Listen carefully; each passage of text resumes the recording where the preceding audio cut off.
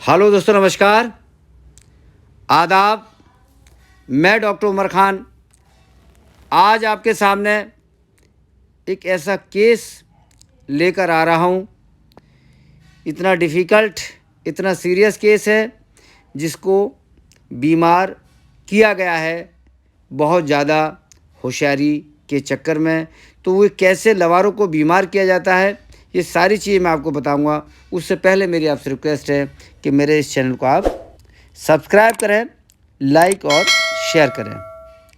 ये स्क्रीन पर आप देख रहे हैं, ये केस है ड्रिंचिंग निमोनिया। ड्रेंच कराना, किसी चीज़ को पिलाना, ये कॉमन प्रॉब्लम है मेल और फीमेल काफ में। ऑनर के द्वारा कभी चाय, कभी मट्ठा, कभी दूध, ज़बरदस्ती बगैर उसकी मर्जी के ख़िलाफ़ पिलाया जाता है और ये इस टाइप की कंडीशन हो जाती है। तो मेरा पहले तो आप लोग से रिक्वेस्ट है कि कभी भी ज़बरदस्ती किसी भी लवारे को, किसी पशु को, चाहे बड़ा पशु हो चाहे छोटा पशु हो, दवा को नहीं देना चाहिए।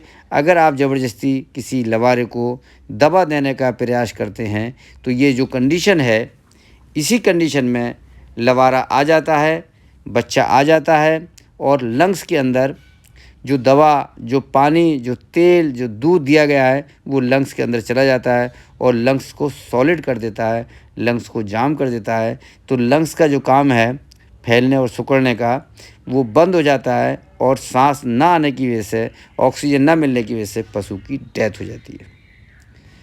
अगर आप पिलाते हुए, धोखे से पिलाते हुए अगर फेफड़ों में चला गया, तब क्या करें? तब सबसे पहले आपको एक ही काम करना है।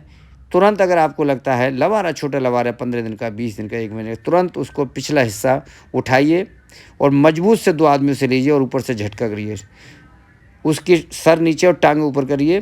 इतना झटके मारिए कि जो भी उसके सांस में गया है वो नली में, फेफड़ों में जाने से पहले ही नाक के द्वारा बाहर आ जाए। ऐसा करने से सबसे ज़्यादा आराम होता है। जब पिलाते पिलाते आपको लगे कि इसको धक्का लग गया, तुरंत ऐसा करिए। और अगर ऐसा नहीं कर पाए, आपको बाद में एहसास हुआ, तो वो सारा फ्लूइड, सारा मटेरियल, सारा लिक्विड जो जिस फॉर्म में आपने दिया है वो लंग्स में चला जाएगा, वो थोरेसिक कैविटी में चला जाएगा और वहाँ पर लंग्स को नुकसान पहुँचाएगा। निमोनिया की कंडीशन होगी, वहाँ पर सांस लेने में दिक्कत होगी।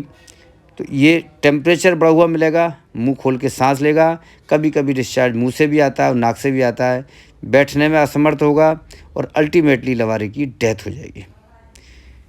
तो इससे कैसे बचा जाए?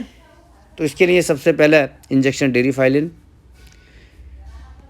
2 ml छोटे बच्चे के लिए, इंजेक्शन प्रेडनिसोलोन 2 ml छोटे बच्चे के लिए, और इंजेक्शन सेफ्टी4 सोडियम 250 मिलीग्राम इंट्रामस्कुलर, ये आपको देना है और इसको सुबह शाम 3 दिन तक देना है। तीसरे दिन इसका रिजल्ट आना शुरू होता है, उससे पहले इसका कोई रिजल्ट नहीं आता है। तो एंटीबायोटिक के लिए हमने सेफ्टी4 सोडियम का चयन किया और ये प्रेडनिसोलोन, और ये अब एक इंजेक्शन इसमें आप और दे सकते हैं।